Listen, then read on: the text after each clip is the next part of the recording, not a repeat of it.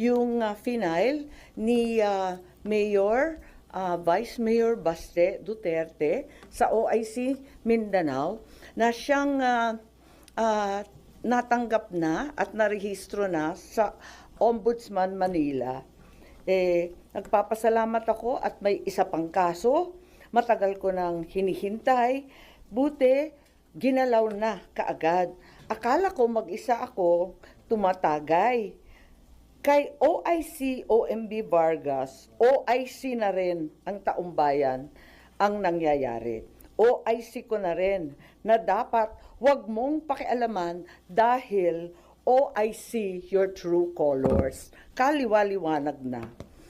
At iniisip ko rin na umakyat sa Korte Suprema kapag binasura pa rin ito at tuloy-tuloy nila malabag ang iba't ibang batas at due process.